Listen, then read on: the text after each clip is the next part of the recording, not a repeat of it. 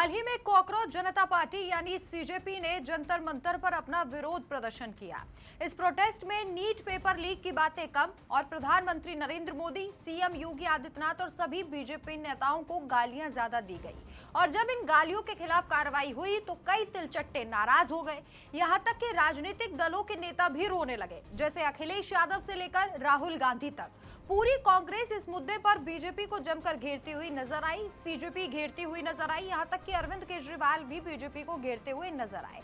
कहा कि देखिए कैसे युवाओं को निशाना बनाया जा रहा है। जब पुलिस ने कार्रवाई की तो इन लोगों ने हंगामा खड़ा कर दिया। हालांकि प्रधानमंत्री नरेंद्र मोदी ने बड़ा दिल दिखाया और सभी लोगों को माफ कर दिया। कहा ये शरारती बच्चे थे, भटक गए थे, कोई बात नहीं अगर इन्होंने गालियां दी। कार्रवाई भी वापस ले ली गई।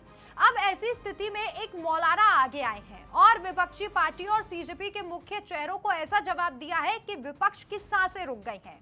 आप सोचिए, मुसलमानों का हमेशा विरोधी बीजेपी को बताया जाता है, लेकिन एक मुसलमान ने ही, एक सच्चे मुसलमान ने ही राहुल गांधी, अखिलेश यादव, अरविंद केजरीवाल और सीजेपी इन सभी की बोलती बंद कर दी।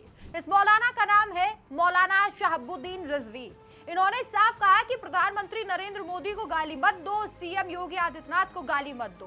क्या मुसलमानों ने बीजेपी को हराने का ठेका ले रखा है? मौलाना साहब ने उन लोगों पर लगातार कटाक्ष किया जो बीजेपी को गालियां देते हैं। उन्होंने ये भी साफ कह दिया कि इन लोगों को बीजेपी को हराना है और सिर्फ यही नैरेटिव सेट करते हैं कि मुसलमान बीजेपी को वोट नहीं देते। आइए आपको विस्तार से बताते हैं शहाबुद्दीन रिजवी ने आखिर क्या कहा।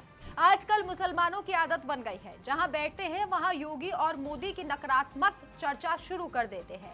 मैं तमाम मुसलमानों से कहना चाहता हूं कि साल 2017 से लेकर अब तक भाजपा के विरोध की राजनीति करते रहे हैं, मगर अब विरोध की राजनीति खत्म करके सकारात्मक सोच के साथ आगे बढ़ने की जरूरत है। उन्होंने कहा कि इस 10 साल के लंबे अरसे में समाजवादी पार्टी और नाम निहाद सेकुलर पार्टियों के कहने और उकसाने पर मुसलमान भाजपा के लिए लामबंद होता रहा है, जिसका सीधा फायदा समाजवादी पार्टी को मिलता रहा। और वहीं दूसरी तरफ मुसलमान हाशिए पर चला गया और सारा नुकसान मुसलमानों को उठाना पड़ रहा है।